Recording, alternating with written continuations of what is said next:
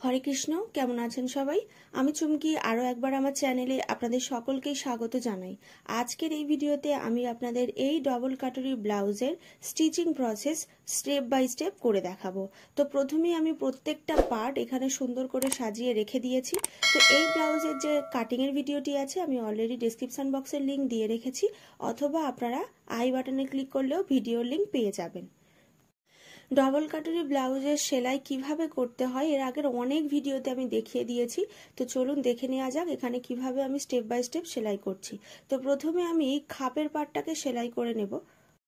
তো এখানে দেখুন 2 নম্বর পার্টের যে সরু দিকটা আছে এটা সবসময় হুক পট্টির দিকে রেখে এর ওপর থেকে এই পার্টটা এইভাবে রেখে দিয়ে 1/2 ইঞ্চির মতো আমি সেলাই করে নিচ্ছি।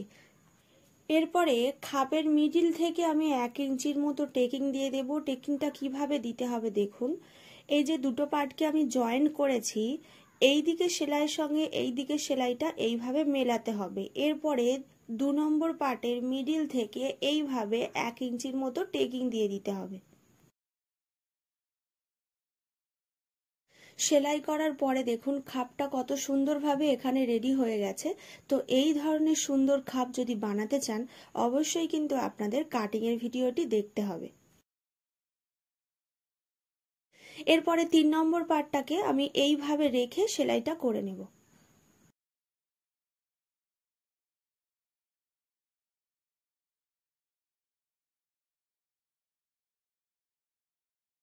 চার নম্বরে যে বেল্টের পার্টটা আছে চওড়া দিকটা হুক পট্টির দিকে এইভাবে রেখে কিন্তু সেলাইটা করতে হবে।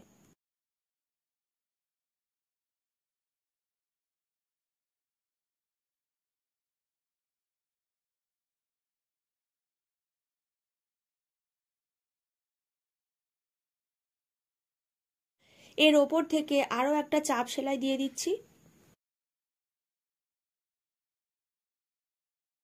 এইভাবে আমি দুদিকের পার্টি রেডি করে নিয়েছি। এরপরে দুই সাইডে হুক পট্টি তৈরি করে নেব এবং গলার কাছে আর কোমরের কাছে পট্টি লাগিয়ে নিতে হবে। কোমরের কাছ থেকে আমি পট্টি ওপর সাইড থেকে লাগিয়ে নিচ্ছি। এখানে দেখুন কিভাবে পট্টি লাগাচ্ছি। আমি প্রায় 1.5 ইঞ্চির মতো চওড়া এখানে লাইলিন কাপড় নিয়ে নিয়েছি। সোজা দিকে পট্টিটা লাগিয়ে নেওয়ার পরে উল্টো সাইডে এইভাবে মুড়ে কিন্তু সেলাইটা করে নিতে হবে।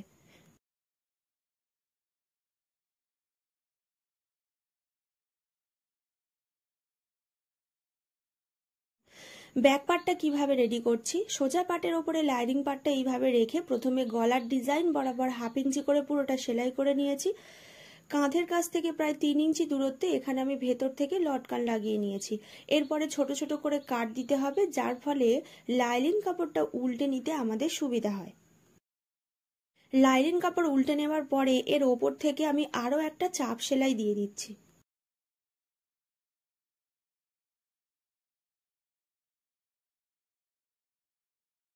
পুরো লাইনিং কাপড়টা উল্টে নিয়ে মেন কাপড়ের ওপরে লাইনিং কাপড়টাকে এইভাবে সুন্দর করে সেলাই করে নিতে হবে।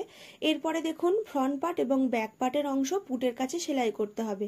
তো এইভাবে কখনোই পুটের অংশ সেলাই করতে যাবেন না। কিভাবে সুন্দর করে সেলাইটা করতে হবে দেখে নিন। এইভাবে লাইনিং কাপড়টা উল্টে নিয়ে এর ওপর থেকে ফ্রন্ট পার্টটা এইভাবে রেখে দিতে হবে। এর ওপরে লাইনিং কাপড়টা এর ওপর থেকে সেলাইটা করতে হবে।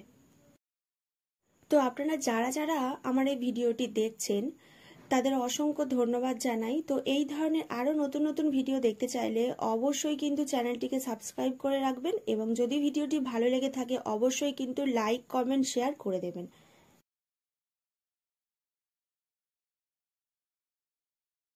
এরপরে ব্যাক পার্টে আমি টেকিং দিয়ে দেব। টেকিং দেওয়ার জন্য মিডিল থেকে প্রথমে কাপড়টাকে ডবল করে ফোল্ড করে নিতে হবে।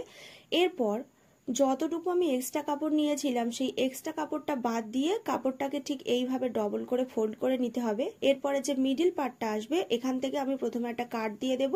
এখান থেকেই কিন্তু আমি দুই সাইডে 1 ইঞ্চি করে টেকিং দিয়ে দেব।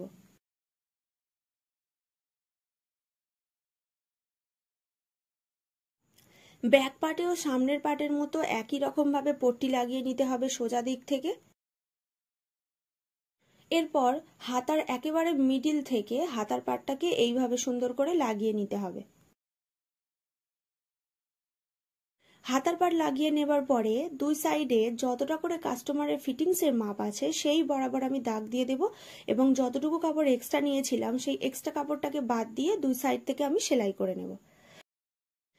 তো আজকের ভিডিওটা আমি এইখানে শেষ করছি। ভিডিওটি কেমন লেগেছে আমাকে অবশ্যই কমেন্ট বক্সে জানাবেন এবং এই ধরনের আরও নতুন নতুন ব্লাউজের ডিজাইনের ভিডিও দেখতে চাইলে অবশ্যই কিন্তু বেল বাটন অন করে রাখবেন।